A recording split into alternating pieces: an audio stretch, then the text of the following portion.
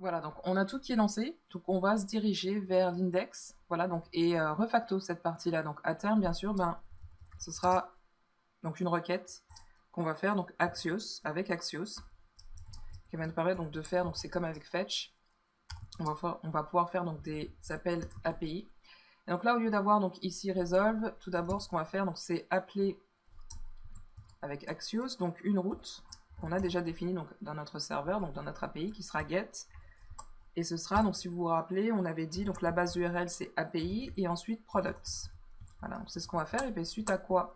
Ensuite la suite, ce sera, donc ça nous retourne une promesse, donc ce sera then. Et donc qu'est-ce qui va nous retourner? C'est une réponse. Donc soit réponse, soit une erreur. Donc il va falloir gérer donc, les deux cas, donc en cas de réponse et d'erreur. Et puis avertir en cas d'erreur pour commencer à débugger, donc ça c'est important.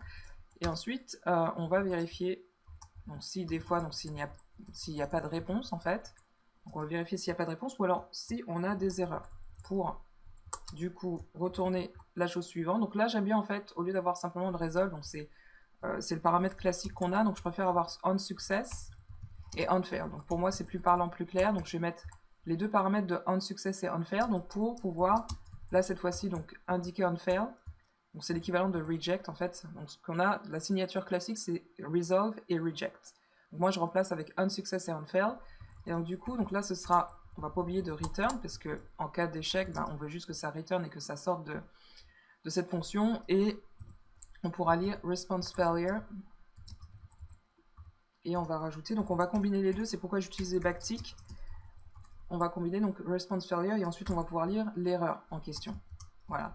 Et puis si c'est pas le cas, donc il passera pas du tout dans ce bloc si pour les deux c'est false. On va tout simplement resolve on success avec la réponse. Voilà, donc ça ce sera pour get products. Et donc normalement, donc là pour l'instant je vais juste enlever package.json, donc ouais, je vais y faire référence parce qu'en fait, bon, on va y revenir, je vais vous expliquer dans un instant.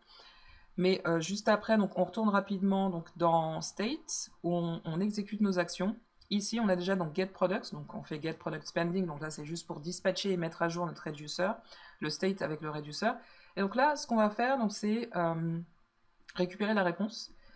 Dans un premier temps, je vais juste le console log. Je vais vous montrer en fait ce que ça donne niveau réponse, parce qu'en fait, ce sera pas juste réponse, mais ce sera response data. Mais je vais déjà vous montrer la tête de réponse. On va simplement le console log. Voir à quoi ça ressemble. Et on peut même faire mieux, on peut faire console dire, c'est-à-dire que ça va nous transformer donc cet objet, enfin donc c'est pas un objet encore, mais ça va nous transformer en objet cette réponse et on pourra donc mieux le consulter dans notre console. Donc on va commencer avec ça, ça va nous faire une requête, cette fois-ci donc vers notre service API, d'accord? Et si en cas d'échec, on pourra lire quelque chose dans notre console au moins.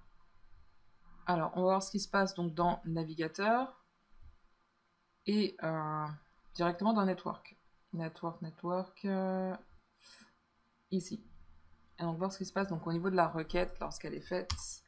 Voilà pour l'instant, ah oui, alors il va falloir quand même lancer l'application qu'on n'avait pas encore fait. Donc d'ailleurs, moi j'utilise des fois systématiquement le terminal qui est intégré dans Visual Code Studio, mais on peut toujours continuer à utiliser iTerm, donc je pense que visuellement ce sera aussi mieux aussi pour cette démo. Donc je vais le rouvrir. Mon iTerm.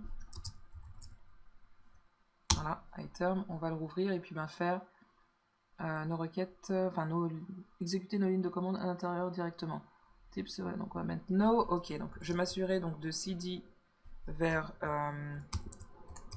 desktop. Ensuite cd vers starter project et cd vers client et de nouveau faire npm run dev, donc on va le lancer à partir de là. Voilà, donc remarquez aussi qu'il nous lance donc le serveur sur le port 5000.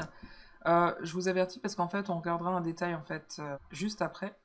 Voilà, donc il va tout nous lancer une fois que c'est dispo. Donc on va pouvoir voir donc le résultat. Donc products, on a bien products, vous voyez, donc il nous a lancé un appel. Donc on n'a pas encore nos produits puisqu'on n'a pas affecté donc le résultat de notre réponse et que ce soit enregistré dans le store.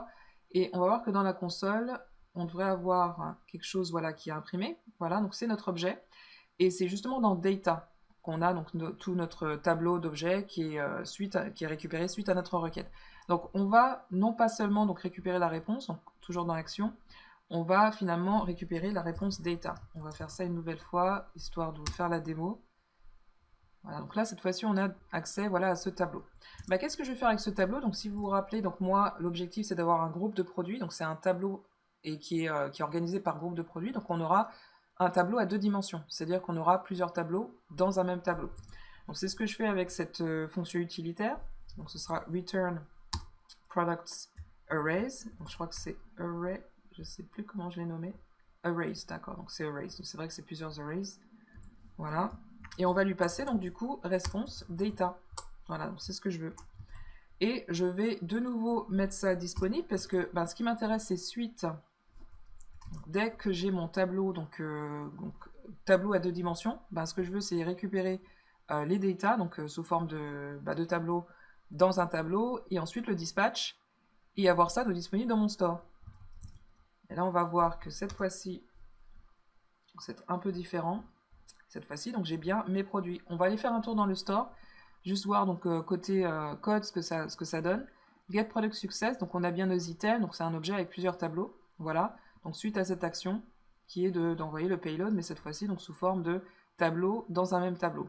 Voilà, et donc là on a bien, donc toujours pareil, donc visuellement donc ça change rien, sauf qu'on a changé le fonctionnement, le mécanisme de notre code source, c'est-à-dire qu'on fait l'appel vers notre API pour récupérer ce que l'on a dans notre collection. C'est exactement tout ça. On récupère donc toutes les informations dans notre collection pour l'afficher dans notre listing produit. Donc pour certains par contre, donc là on semblerait qu'il y ait des soucis au niveau listing. Bon ça c'est les images, mais bon, faudra juste relancer. Donc ce qu'on va faire en fait d'ailleurs, donc on va faire un petit peu de nettoyage.